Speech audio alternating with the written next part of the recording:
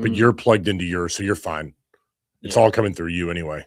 Yeah. Okay, cool. I mean, Wi-Fi here is good, but we'll see. And we are live. We're live? We're live. Yeah, well, like I was saying, you're the one who's feeding my addiction into all these energy drinks that we got right now. I don't know about that one, man. How many energy drinks are you doing a day? At least one. At least one? How many energy drinks are you doing a day? Probably like one, maybe two sometimes if it's bad. Really? Yeah. Okay, energy drinks plus coffee. Oh, okay, at least one coffee in the morning, and then an energy drink in the afternoon, and then a soda in the night.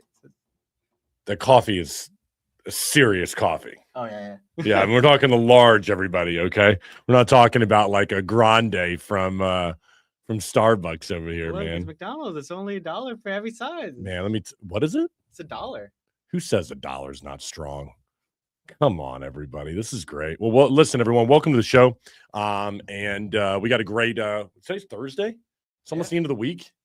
Tomorrow is a great Friday episode. We get Chase back in here tomorrow. I know some people have been asking about that.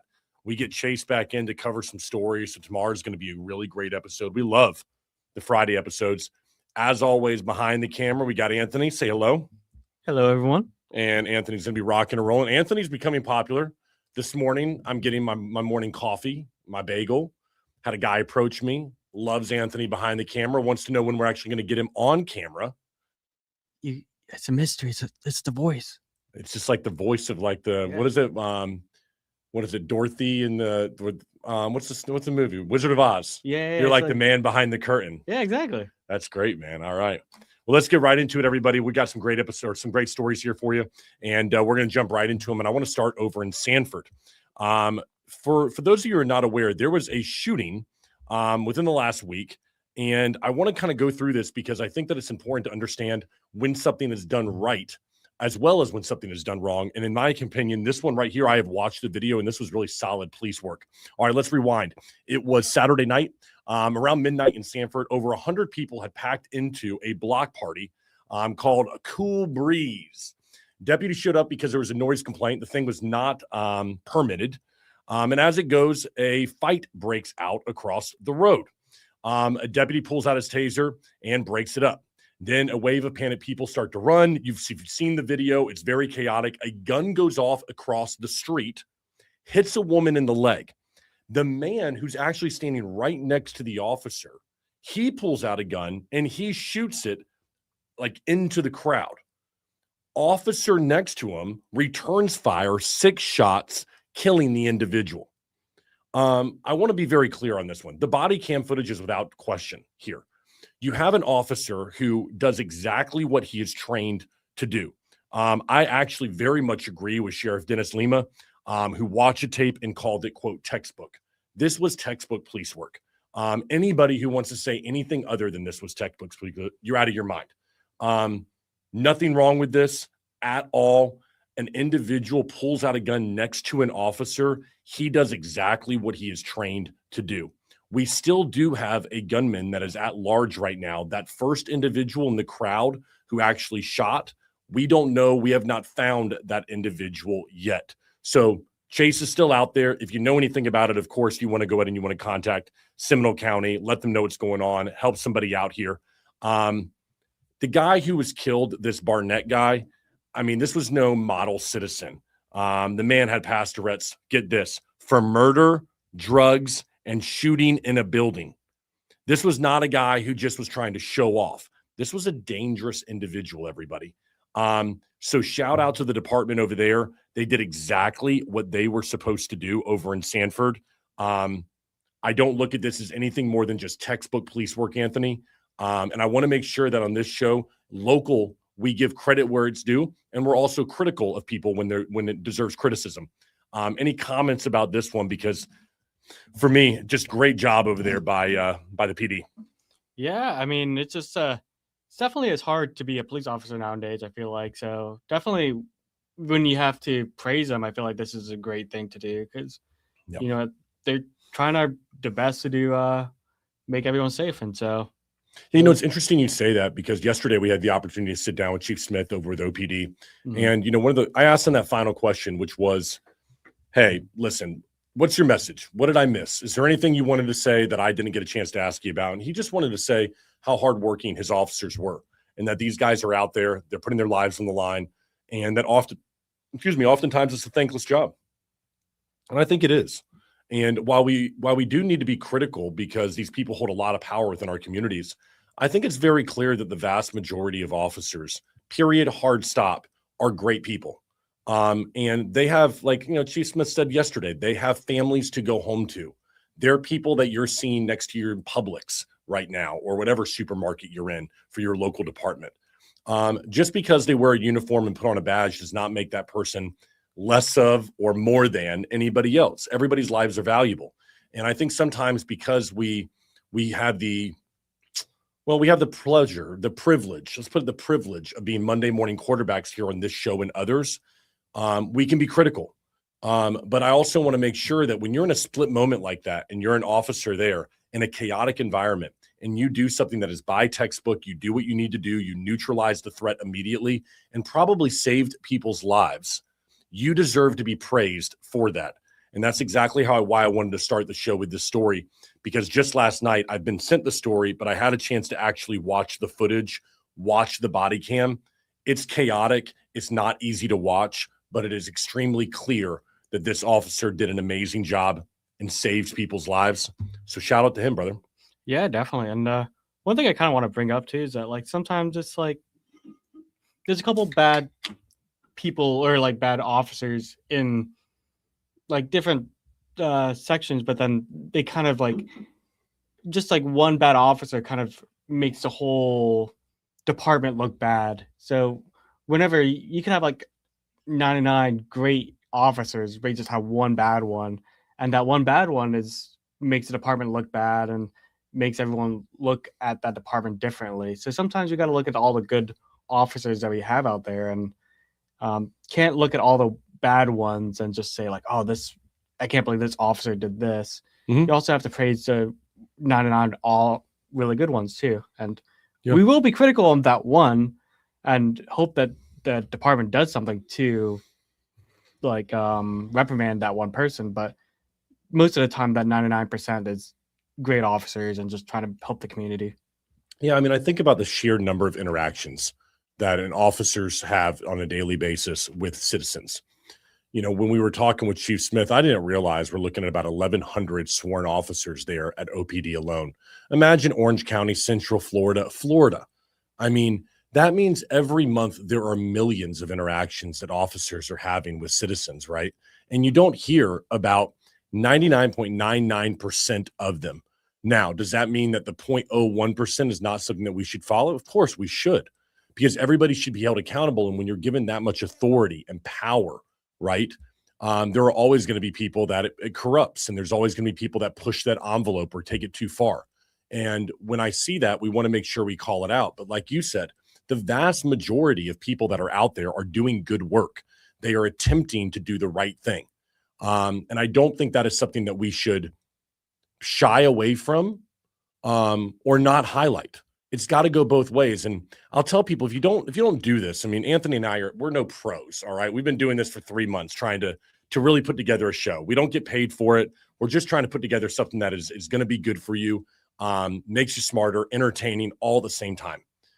But we know this: if we take a controversial opinion on something, in other words, if I was to criticize this officer right now, I could probably find something that I could go after, and it would get more views, more clicks. It would be more viral if we wanted it to be. We could make it that type of story.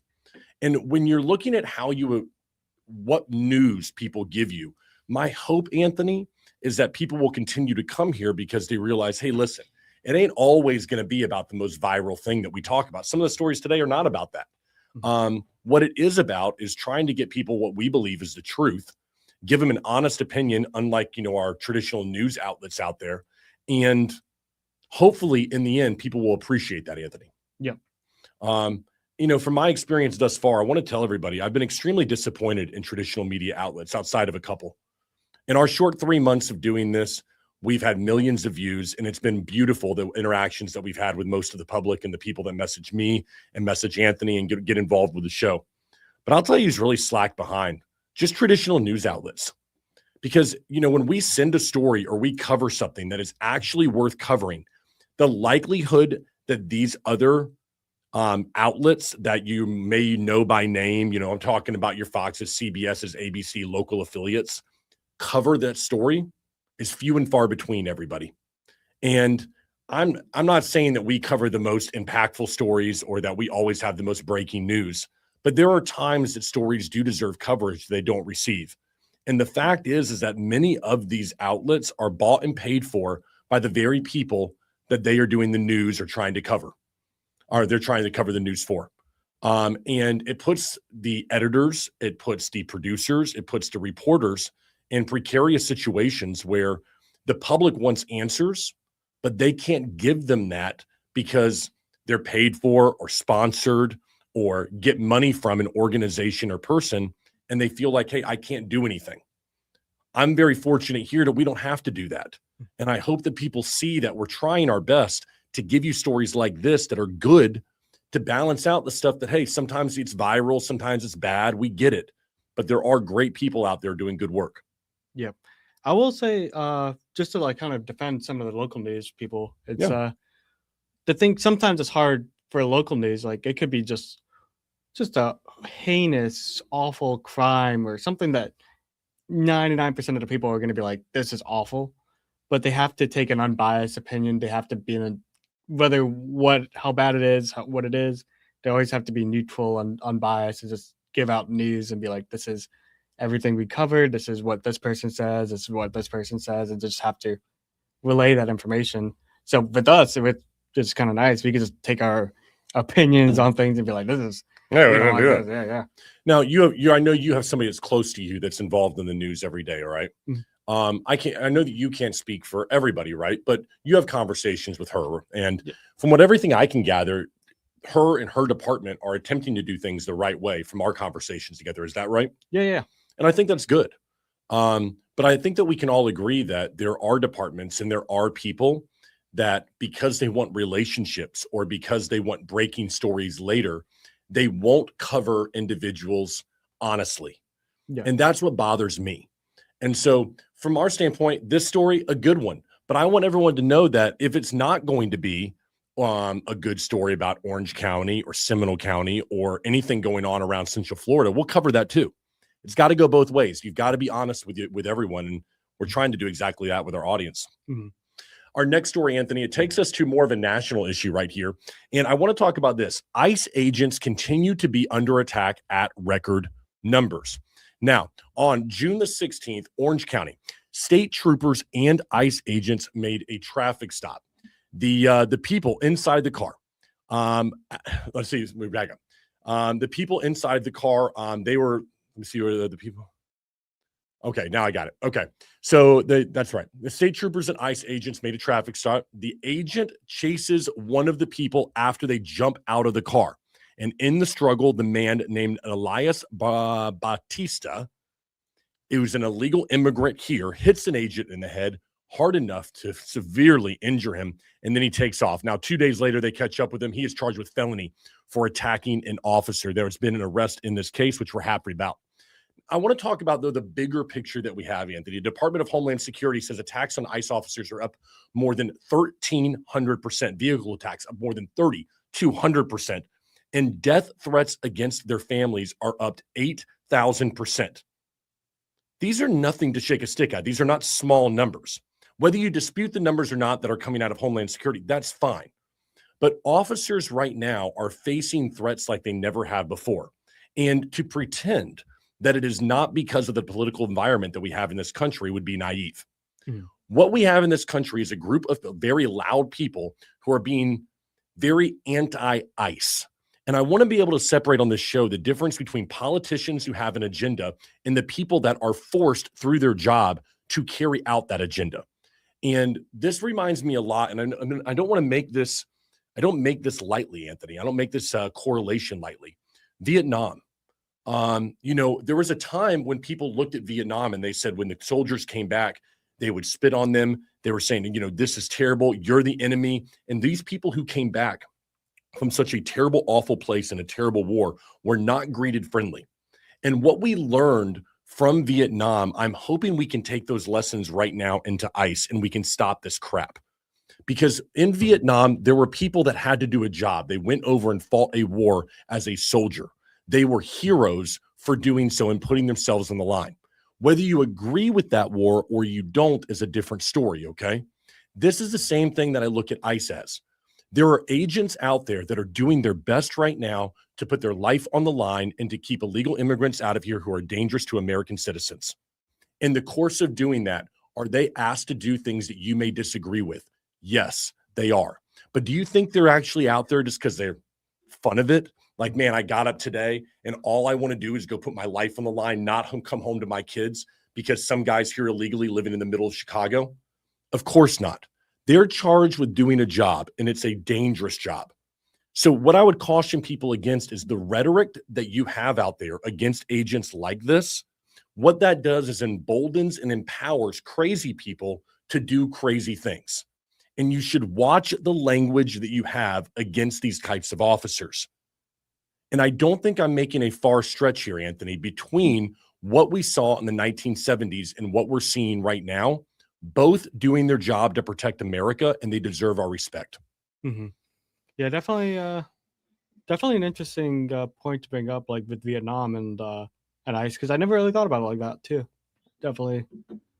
I mean, these attacks are, I mean, I'm reading the story right here. The attacks are real. Now, again, you can dispute how much the attacks are going up. Yeah. But they are, right? And people have asked the Department of Homeland Security for statistics, and we want to see the review, and I got it. But to pretend that we're not having more of them than what we used to is crazy. Now, there is an argument to be made that officers are doing more now than they used to, so now we're going to have more threats and more violence. I got it.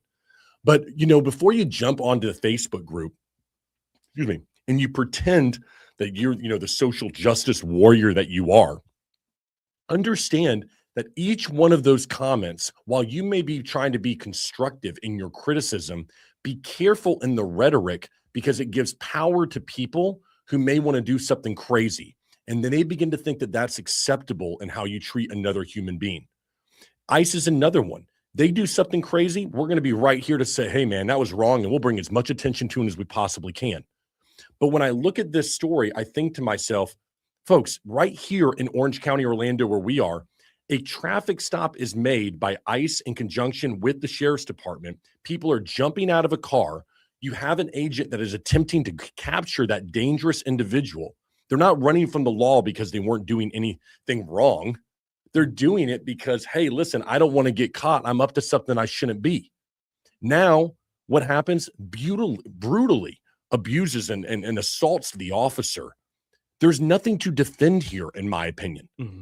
And please watch the rhetoric for these guys, because these are people that are doing a job that they've been told to do. And if you have a problem with what they're being told to do, work to change the law, not attack the officer. Yeah. What are your thoughts on this one, brother?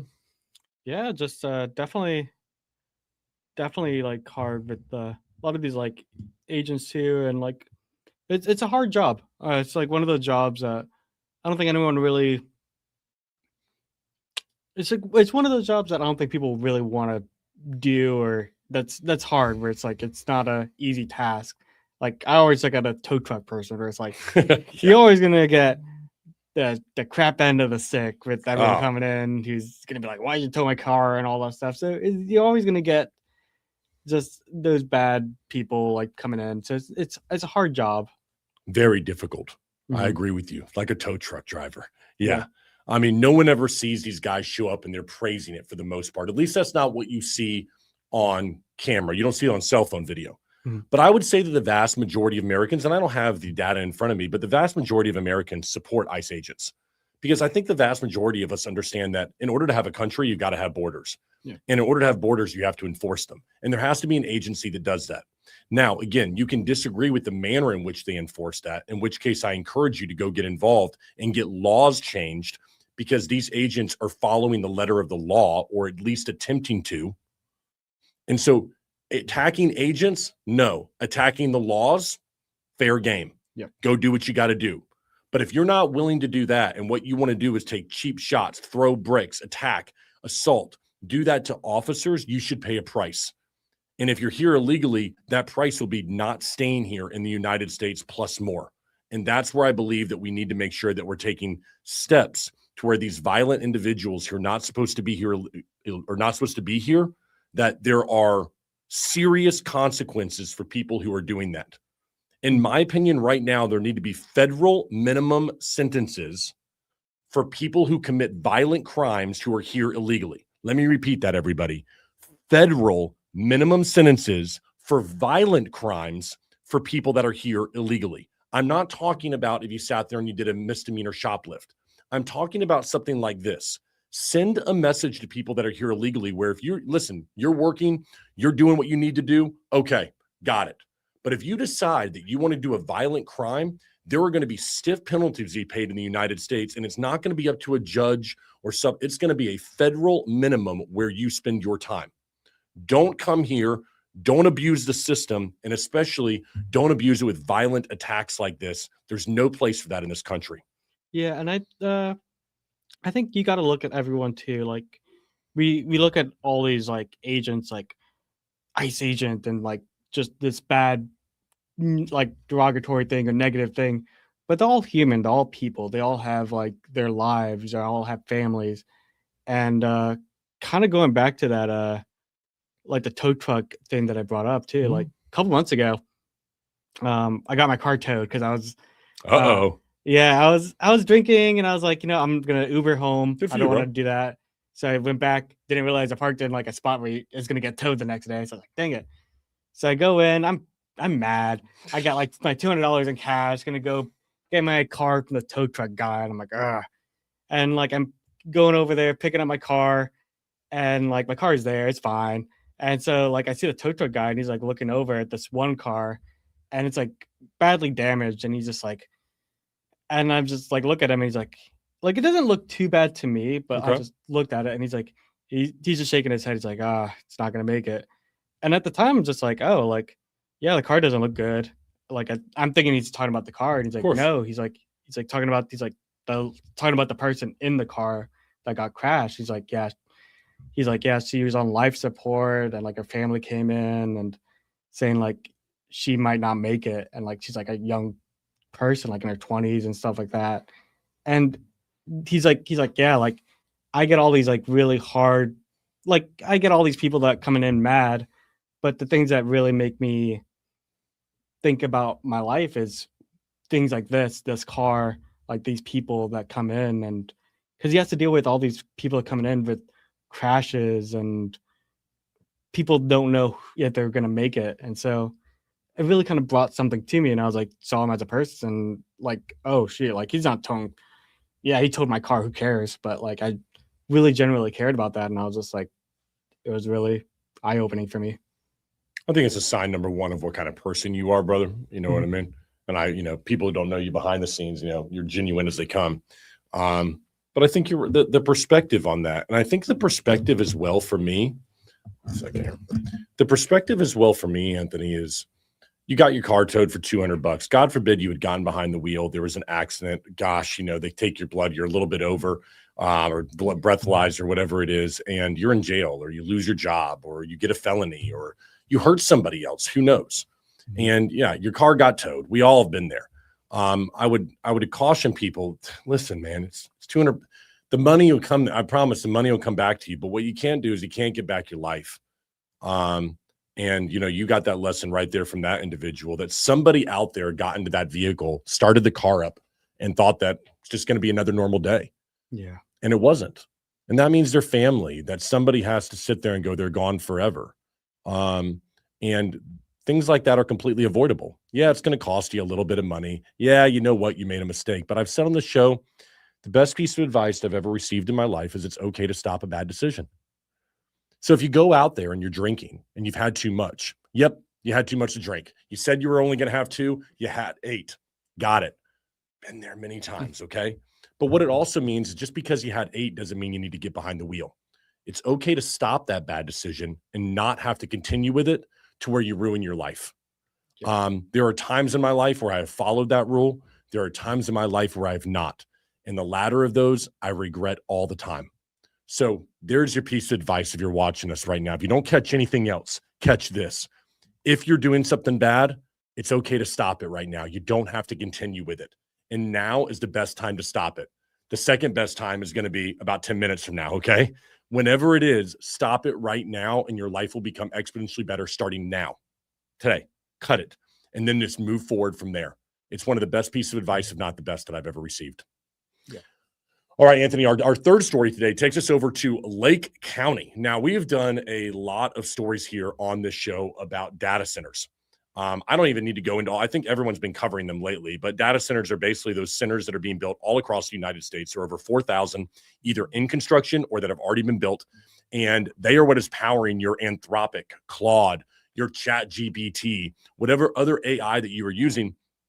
It needs a lot of power, a lot of resources, water, energy to run these data centers that allow you to have that instant answer that you're looking for when you put a search in on Chat GPT.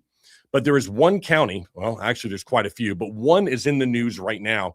It is Lake County, and more specifically, Commissioner Anthony Sabatini.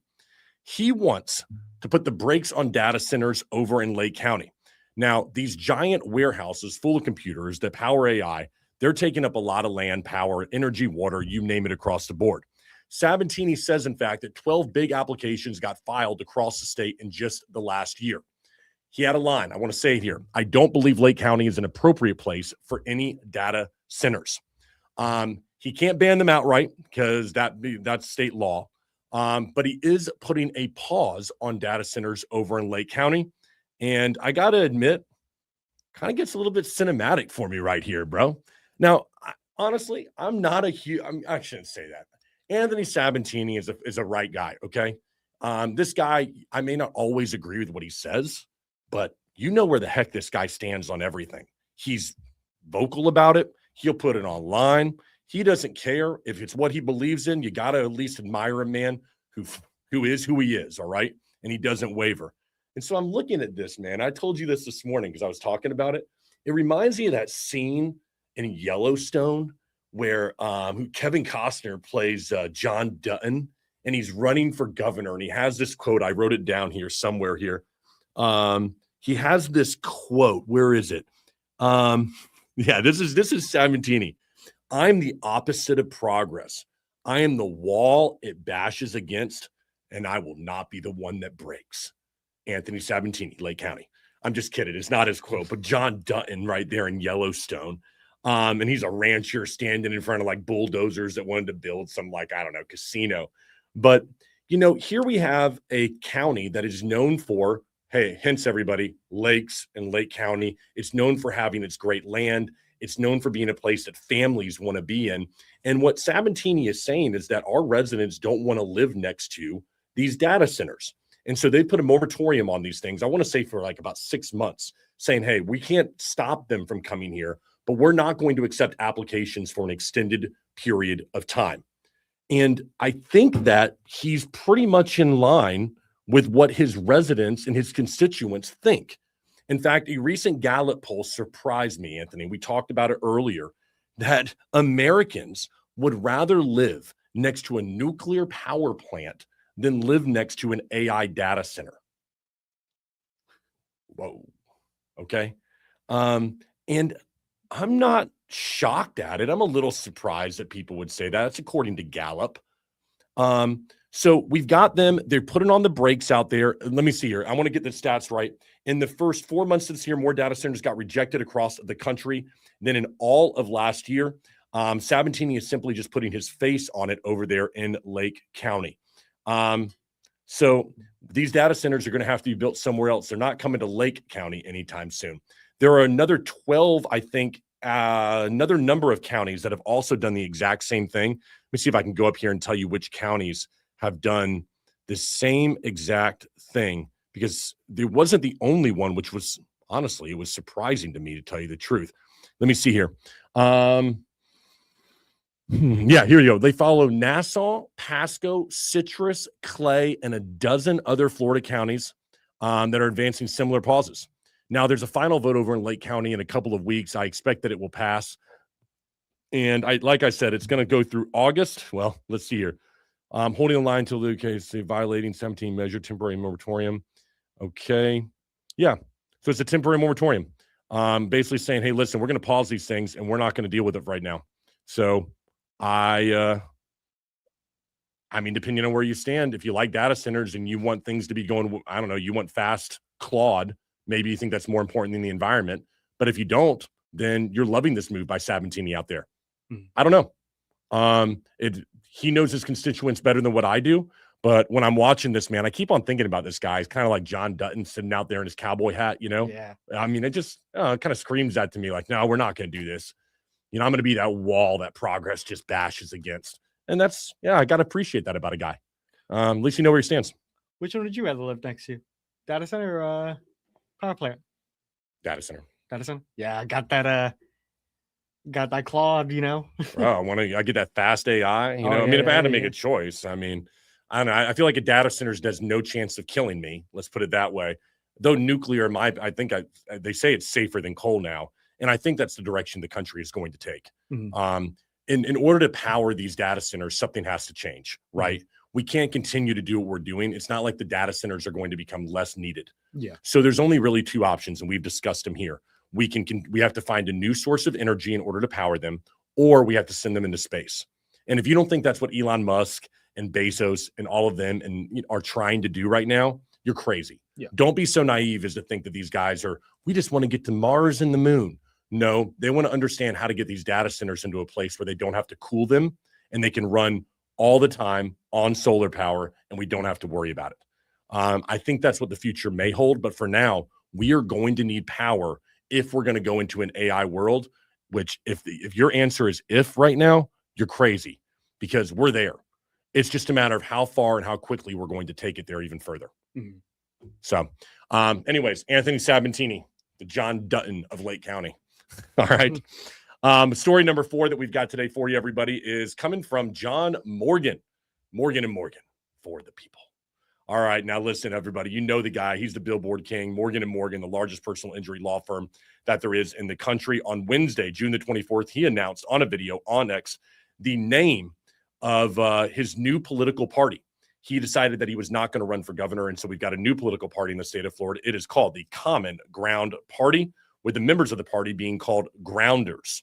Now, in typical John Morgan fashion, we had a great rollout of this, and John decided he was going to do a party or a kind of a contest. You were able to submit applications for what you wanted the name to be. He was going to pick the one that was the best name and give away a $100,000 prize. Kind of weird how this thing went down. He says that 250 people landed on the same name, Common Ground Party.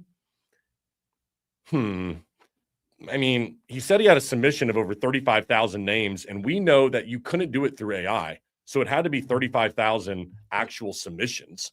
I'm not going to say what name I came up with, but I might have made a submission. Okay. I might have. Throw my name in the hat. Man, okay. I've been waiting for this. I was like, oh, he's going to tell us what the name was. You're not going to say it? No. Oh, man. Holding it close to his chest, I see. What if I decide I want to start a political party? Okay. What if me and Anthony, you want to be my running mate? Okay. Ooh. What if I want to be your running mate? All right. Anthony wants to step up. Anthony 2020, whatever. 2030. I don't care. So, but anyways, 250 people independently landed on this guy Common Ground Party. So they had to split this 6-figure prize among 250 people. How much is, I know it's so terrible. I don't know the answer to this with math, but hold on. God, I'm terrible. They all got $400. That sucks. I mean, $450 just type in Common Ground. Be like, all right. I know. And this is an interesting one to me. So for those of you who are not familiar with John Morgan, very influential, especially in the Southeast and up and down the East Coast. You see his billboards everywhere. Heck, nowadays you're seeing him all across the country. You see his face. He's very good when it comes to marketing. I have been around the John Morgan name for almost all my life. His 2 sons actually went to the University of Florida when I was there. Very good people, interacting with them. And so I really like the name. I've been on the radio with attorneys of his that we've co-hosted radio shows that were partners at the Morgan & Morgan firm. And shout out to Hans Kennan. Man, what a great guy. Personal property insurance. Won't find a better attorney anywhere. Finer man anywhere in the country. I miss those days of doing radio with him and Richie. But I've always liked the Morgan & Morgan name. I think they've done a good job. Okay. But don't underestimate this guy when it comes to politics. Just because he has run for governor before and he has lost, this guy is a master marketer. And that is what he is great at. He's great at building things. Can you look up the name of his new book right now? Yeah. I ordered it on Amazon and I cannot wait to read it. He was on PBD's podcast last week. And I can just simply not wait to read this book. Which one is it? There's two. What is it? Life is Luck, or You Can't Teach Hungry. Life is Luck. Life is Luck. Yeah. That's the one. It's a white paper. White. Let me look. I believe so. So Life is Luck. That's the one. But I ordered that book and I cannot wait to read it. I find the guy to just be an incredible marketer, leader. Because I think what he's doing here is he's saying, Anthony, that he was a Democrat. Everyone knew John Morgan was supporting the Democratic Party. But in interviews that I'm watching, like last week with PBD, you can tell that he thinks they've gone so far to the left that he can't support that party anymore. But then he looks at the values and what's going on in the Republican side. He's like, you know what? I've been on this I've had to defend people my whole life, and I can't get behind the Republican Party either. So I got to appreciate a guy that doesn't just sit there and go, I got billions of dollars. I'm living out in Hawaii. I'm smoking weed, which he overly admits to. And so when I look at that, I think to myself, he could have just rolled off, right off into the sunset. He could just sit out there on the beach and drink Mai Tais every day and be just fine. Billions and billions and billions. But he's not. He's taking this on, starting a political party, because I think he genuinely wants to make a change in the way that politics work. And I'm hoping, I should say my hope, is that John Morgan begins that process with Florida. His firm is based right here in Orlando. His sons live here in Orlando. We need to start with Orlando. So John Morgan, let's fix Orlando together. Matt, John, drive on down the street, walk on in here and do an interview with me. That's what I'm looking for, Anthony. Can somebody get John Morgan on the phone? Hey, Hans, get John on the phone. Get Matt. Come on in here, guys. I want to talk to you about this party. Let's see what's going on with the Common Ground party. Where is our common ground right now, and how do I get involved? So I love this. I think he's a great marketer. Keep in mind, everyone, Florida's minimum wage to $15, spearheaded by him. The marijuana deal here in Florida, spearheaded by him. Now, just because he weren't able to get it passed because it wasn't a super majority doesn't mean that John Morgan has not been the one pushing this for years and years. Mm-hmm. And yeah, people will tell me it's because he owns the dispensaries or blah, blah, blah. It doesn't matter. The guy knows what he's doing. He's not to be underestimated. And I'm very interested to see, with him putting potentially hundreds of millions of dollars of his own money behind a party and a marketing department that obviously knows what they're doing, what he's going to be able to accomplish. And it won't take much. Don't fall into the trap, everyone, of thinking that it's going to take him winning over the majority of Floridians. Let's just start with Florida. You can make an amazing impact by simply taking a sliver, all right? You take away 2 seats in the Senate, 2 seats, that's it. You've made a huge difference right there. Because right now what we have in the Florida legislature is a super majority for Republicans. And as much as 99% of the time, I like that as somebody who agrees with what they do. I also believe there's something very good in a robust system that allows for debate where you don't have one party that basically can just say, we're going to do what we want and push through what we want.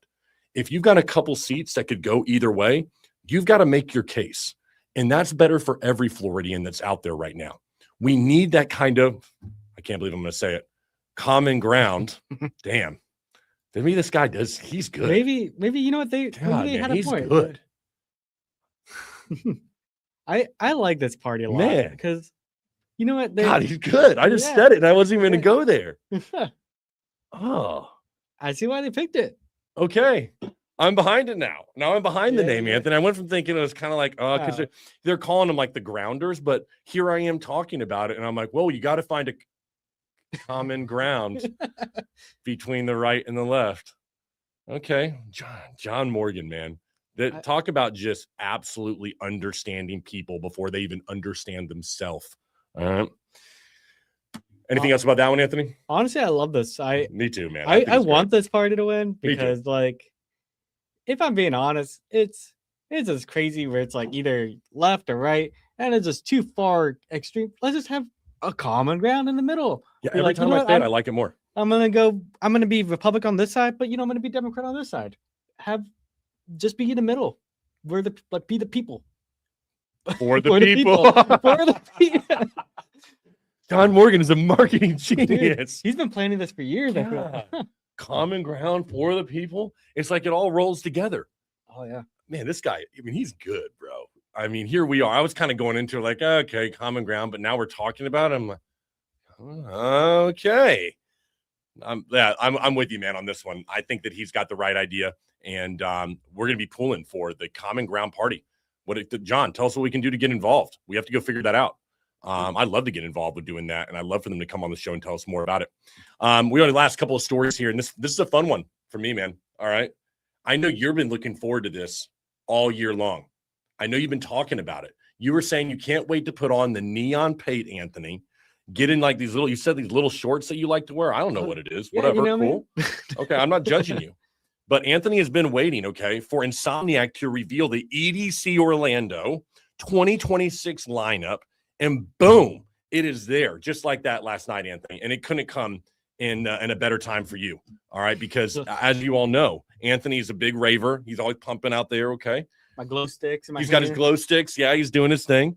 But we've got some big names that are going to be coming to Orlando. Folks, if you didn't know this, the biggest draw to Orlando all year long is EDC, with hundreds upon hundreds of thousands of people that come to the City Beautiful for this event. It's going to be going on November 6th through the 8th. It's the 15th edition here in Orlando with over 100 artists on 5 different stages. The main ones were announced just last night that we saw with David Guetta, Martin Garrix, Hardwell, Cascade, Alesso, and Slander. There's so many others that are going to be joining. And again, I'm not up to date on which ones were announced and when, but I know there's some huge names that are going to be coming this year.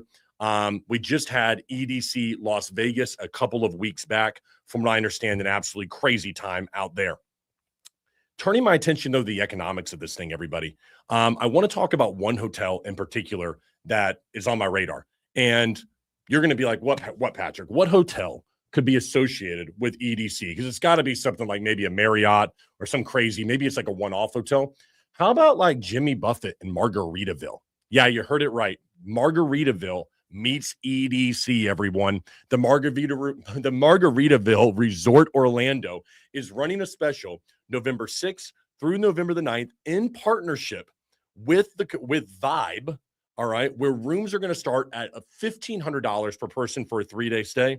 You're getting daytime and nighttime pool parties, wellness activities, complimentary glam studio, I guess, for women, food credits. So what they're going to do is turn old Margaritaville with Jimmy Buffett into an EDC rave for 3 days. And all I can think about right now, Anthony, is that poor family who like some dad was like, you know what? I want to stay in Margaritaville. What's that popular Jimmy Buffett song? I don't remember. It's like about the beach, and oh my gosh, people are going to kill me. But you know, Margaritaville, if you look at the logo, it's like the parrot, like the easy life. What is the name of the song, Anthony? I don't know why I'm thinking like Cheeseburger in Paradise. I think that is it. No, I think you're right. I think that is right. Now people are watching this like, this guy's a moron. Can you look it up, please? Yeah. Because it's 5 o'clock somewhere. Oh yeah. It's 5 o'clock somewhere. That one. That's just gonna meet like Martin Garrix and just EDC David Guetta are coming together for 3 days. And there is some family, some dad coming from Huntsville, Alabama with his family. And they said, honey, let's go down there before Thanksgiving and we're just going to have a nice stay at Margaritaville. And they're going to show up to a packed house of EDC attendees that are going crazy in neon paint. That poor family isn't even going to know what hit them. Their 12-year-old daughter is now going to be doing God knows what. All right. She's scarred for life. They're never getting her back. All right. The son, he's seeing things at 8 years old no son should be able to see. All right. And but this is what's going to be going down right now. I just find this to be Unbelievable. So if you're not aware, everybody, if you're not aware, tickets go on sale today, June the 25th. You can get your general admission, GA plus, and VIP tickets. And you can just go over and get those right now at orlando.edc.com. If you're interested in going, it is an absolutely spectacular event. I have not been in like 5-7 years, maybe. But I remember going to a few EDCs, had some great time with friends, memories that I still to this day, I do cherish. Although the event gets a lot of flack from local residents, the majority of the people that go there are there to have a great time and just enjoy great music, drink a little bit too much, have a little bit too much fun, and just be free in a way. It's one of the things I love about this ED thing. I'm just going to say it. The people are so welcoming. Like you have this environment where you could see a guy who's dressed just like in shorts and a t-shirt, followed by a guy who's dressed in like a fishnet neon, like face painted, whatever. And nobody blinks an eye because everybody at this festival is accepting of one another. And I know that there's going to be a fraction and there's people that go out there and they do things illegally, like you're not supposed to take and whatever. I got it. But the majority, it's just good people. You have fun. Like everyone's nice to one another. You bump into somebody, my bad, it's all good. Everyone's kind. And do people need to be safe out there? Sure they do. But Orlando, we get so many hundreds of thousands of people that come here for a beautiful time with their friends, family, you name it. And the vast 99.9% of them end up having the time of their life at something like this. So I know that Margaritaville is going to be taken over by this. And I can't believe that Margaritaville is where they're going to be going down. But I love what EDC brings to Orlando. I love seeing all the outfits, the fun. I find it to be extremely unpretentious. And you're going to find me, 39 years old here, a fan of EDC. You'd be shocked. I've never been to an EDC. Anthony, come on. I know we're on live, but I know how much you love it. All right. So, no. You never have? No. But I get to go to like a Steve Aoki because I went down like a Sunfest in West Palm. That's where I'm from. So that's what we had. So I got like I ended up winning front row tickets to it. Let's go. So I was like up on the front and I was like, oh, this is a party. This is cool. That's really cool, man. But yeah, maybe I should go this year. I think you should go this year. I'll do the Margarita Resort. There we go. I mean, $1,500 a person, man. Yeah. If people will just buy our hats, then me and you could go enjoy ourselves. Exactly. I mean, it's basically the Patrick and Anthony charity. Okay. Yeah. I mean, it seems reasonable. Fixing Orlando. Me and Anthony, one stay at the Margaritaville at a time. Last story of the day, everybody, is I've got some bad news and I've got an unpopular opinion, Anthony, and that's that people on TikTok are freaking broke. All right. I know people don't want to hear it. Oh, TikTok's my thing. I love TikTok. Yeah, it's full of a bunch of broke people. And when you're somebody like me who runs a marketing company, I have to talk about this story because recently there've been some stories that are coming out and it is trending right now about where the money is in America. And it is not with the people who are on TikTok. Here you go, everybody. Everybody on the app might look rich. And TikTok is known for the flashy shorts, 15, 20 seconds, Lamborghinis, Ferraris, how I made 6 figures in a month, work with me, blah, blah, blah. The reality of the numbers behind TikTok tell a very different story because most of the people on TikTok are under the age of 35. And you want to know the average net worth of somebody under the age of 35 in America? $39,000, everybody. All right. So Pew Research shows Pew Research shows the older that you get, the higher your income becomes and the less likely you are to be on TikTok. So where do the richest people in the country spend their time if they're going to be on social media? Well, it's no surprise. They're on Facebook because people in their 60s and 70s with an average net worth of over $1.5 million, they aren't there. 88% of boomers are on Facebook and only 20% are on TikTok. And so this is the trap that I see a lot of young people falling into, Anthony, which I wanted to discuss here with you today, is that people are looking at what's happening on TikTok and they're saying, look, this person right here is successful. This person, or they're chasing this dream of what it may look like on TikTok, when that is not how wealth is built. Wealth is built over time. That's why you see 60 and 70-year-olds that have the highest wealth right now in the United States. It's no surprise that these boomers are the ones that are accumulating the most, because over time in life, you buy a house, you buy assets, you invest more. It's not going to happen in 30 days by joining some LLM or something like that, or you're joining some health insurance company that's going to promise you huge commissions. That's not how it's done. Real wealth doubles about every 10 years, according to this research. So it doesn't take 40 seconds to go in and join an ad. It takes somewhere around 40 years for someone to accumulate the type of wealth that they're chasing from the facade of TikTok. And so right now, I want people to understand that if you're watching TikTok and you think that this kid, this guy, this young man out there has accumulated wealth and that you have fallen behind, do not compare yourself and let that be the thief of your joy. I'm telling you, the average net wealth, somebody under the age of 35 in this country, is $39,000. That's it. So if you're looking at your life right now and you're saying, hey, man, I'm investing, I'm building, I'm getting skills, and I'm under the age of 35, I'm doing things that are going to further my life in my 30s right now or in my 40s, you're not falling behind. You're looking at TikTok, you're looking at people that are telling you that, and then you're comparing yourself against what's not true. Don't let yourself do that right now. Build skills in your 20s and early 30s that will set you up for success between 35 and 55 when you can maximize that income, that investment opportunity, not just in properties or not just in other people, but you can maximize what you've built yourself. You can maximize the skills, the knowledge, the experience, all that stuff that you build. You're not falling behind.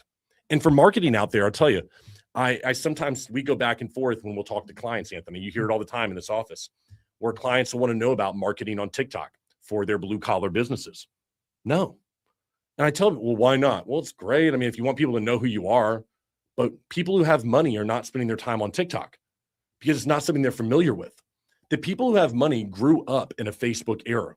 They joined Facebook when it was just coming out. And you know what? They've had it for the last 25 to 30 years. And in doing so, what's happened is that Facebook has become the yearbook of their life. The average person over 50 looks at it and goes, I can connect with people that I actually know on Facebook. If I go over to an Instagram or a TikTok, I don't know these people. And so I don't feel comfortable in that environment right there. So as a marketing company, what we look at is, where are people spending their time that actually have money? And that place is Facebook. So just because you're young and you think Facebook is outdated or, Meta, whatever else it might be, I never want to go on Facebook. Maybe that's not you. Also understand that's where the money lives right now. So if you run a business and you're looking to market online, it is king. The only thing you could say that's better than that is right in line with it is YouTube. Mm-hmm. And in my opinion, the reason that YouTube skews that way, and when you look at the numbers, it's right there next to one another, like 2.35 billion versus 2.65 billion for YouTube and worldwide numbers of average daily users. And when you look at that, I would say this, the reason is because YouTube is about 70% men. So there's a complete difference in the type of audience that it is between your Meta and between your YouTube right now. And TikTok is stuck here with this younger audience, although it is getting older right now. It is, because I think that it's got no choice to, if you want to look at how they market, because they need to make money on there through advertising. But Facebook has got the older crowd, and then you've got a lot of men who are over here on YouTube, and that skews that direction. A lot of men get in their car and they listen to a YouTube podcast, even more than maybe jumping on something like a Spotify. Mm-hmm. So I want people to understand this as I read the story, because I was thinking about where wealth is in America, and most of it's lodged with our boomers that we have right now. A very small majority is lodged anywhere else. But where they're spending their time, it's not TikTok. It's not on any other app, but YouTube and Facebook. So if you want to go sell something right now and you don't know how to sell on YouTube and Facebook, you're going to lose. That is where people are going right now. And I'll say this before people have asked me, well, Patrick, why are you doing this show for free? I don't get paid to sit here for an hour. We could be doing stuff like filming ads for Blue Collar Media Group.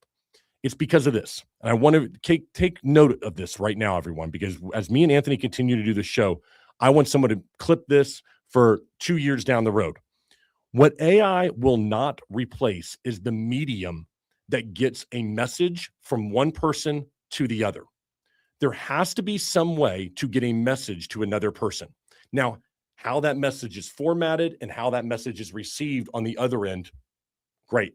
AI will take care of that for you. But the people that have the voice and the ability to reach the public with their opinions are what AI is going to be built on in the next 5 years. And our goal here, just so everyone's aware, is to entertain and is to bring you the news. But we want to be a place that you can trust and that you can come to, because I understand that if you can get a chance to meet me and meet Anthony and see what we're about over here, then I have to know that you're going to have a better chance of wanting to work with Blue Collar Media Group, my company. And then we're going to have a chance to be able to amplify your voice in this world of AI. And where are we going to do it right now? I'm going to do where people have money. And Meta is where people have money right now. And that is why we go so heavy in on that as marketing, because I want to make sure that our clients are successful, not wasting ad spend on vanity numbers that are out there. And we see a lot of that when people are wanting to come on board. They see TikTok because their kids are involved with it. They have a profile and they like going to it. But don't fall into the vanity trap of TikTok right now, because it's exactly what it is and continues to be to this day. Yeah, I think if you're a company right now, I think you got to look within your company and think of who you're marketing to. If you market to, like, for example, for us, we do a lot of roofers, contractors. Yeah. That demographic definitely needs to go onto the Meta side because they're looking at the money and they need to grow with that. But I feel like if you're a company that's selling, I don't know, little accessories or things like that, I would focus more on the TikTok side, Yeah, where that's a it's fair like things at like a smaller value, like $5, $10, you could sell on Amazon. But I've seen those ones tick up a lot more on TikTok, where it's a lot of the younger people like, oh, this looks cute, let me buy this. I don't see them buying that more on the Meta side, but I see them buying it more on the TikTok side. But then a bigger purchase would be more on the Meta side. Yeah, I think that if you're looking to run ads for a bigger purchase, then you're going to want to go through Meta. Yeah. I do agree with you though on small purchase items like little trinkets and little, things like that. I'm addicted. I can't say I have bought it yet, but I know they're going to keep showing me ads. The desk table? Not the desk table, the sprayer, the steamer that steams everything like really quick. Bro, I need to get this. Dude, I saw that. I know. It looks so cool. I know. I'm like, my shirt can be steamed in 2 seconds. It was so cool. Yeah, this thing is bad. I can clean things with it. I'm like, all this. I mean, they're this genius over there. Let me tell you, they may not be John Morgan level, but they're pretty darn good. Yeah. And so you know what, Anthony, you make a solid point. I get so caught up in what we do here that I don't think about the other marketing that goes on for, let's say, product-based marketing, shirts, things like that, hats that you need to go to purchase at thepatrickcarshow.com, things like that, that people need to go purchase at thepatrickcarshow.com. I think that things like that can actually be good on a TikTok, because when people are scrolling, you get that instant experience with TikTok where I can purchase it right now. I don't have to go anywhere. And they've done a very good job of building that out. Yeah. So folks, listen, I know that you're going to hate that one, that a bunch of TikTokers are broke, but hey, the numbers show it. So just, fix your bank account for all you young cats out there. And then we'll start marketing to you. We talked about EDC and how much Anthony is looking forward to it. The Common Ground party that John Morgan has, Lake County and the John Dutton, well, they call him Anthony Sabatini. And then we've got ICE agents and the record numbers that have been attacked over there. And our first story of the day, just praising what has gone on with some of our police officers out there that had this terrible shooting this past weekend, but did an amazing job and probably saved some lives. Folks, that is our show for today. We want to get you some great stuff here for you on a Thursday. 2 things about tomorrow. Correct me if I'm wrong here, Anthony. Number 1, we're going to have Chase back in the studio. I know that you all have been asking about her. We're going to have her back. Anthony was like taking a vacation last week, so we couldn't do that. And then second, we got the podcast tomorrow, Anthony. Yep. We have the podcast dropping tomorrow. Chief Smith, all right, from OPD. I know you all have been asking about it. It's going down tomorrow afternoon. You're going to get all of your questions answered. Thank you to OPD for coming around and for having an honest conversation. Mm-hmm. And I'll end by saying this. I'm going to say this because I want to be clear from the beginning as we do these interviews with people, and I always will be. Hold me to this, okay? Hold me to it. If you come on this show and you put things in place that I cannot say, or you try to restrict our speech, you're not the right person for us. You're not. And if you decide that you want to do that, we owe it to our audience to tell people that and to say, hey, I want to ask you about this, but you said that we can't. So if you're not willing to be open, understand that we're going to be open with our audience. And I make that promise, and I hope that Anthony holds it to me. And the reason I say that is shout out to OPD for this. They called, I asked questions, and the question I asked them in front of you is anything off topic? Is there anything off limits that you feel, hey, we can't do? Nope. Ask anything you want. All we ask is that we can film at the same time that you do, so nothing's taken out of context if we feel like it is. Fair? And that's exactly what they did. They didn't sit here and try to say, you can't ask the chief this or try. They had all their people in here, but that takes some balls. All right. Because when you're a public figure and you come into a place you don't know, I appreciate that. It deserves respect when somebody wants to come in and answer hard questions. I hope we did that for the viewers. You let us know tomorrow. Anthony's going to get that out for us. Okay. We'll see you tomorrow morning with Chase, everybody. Thanks very much. Anthony, we good? Yep. We're good. See you tomorrow here on the Patrick Carr Show, everyone.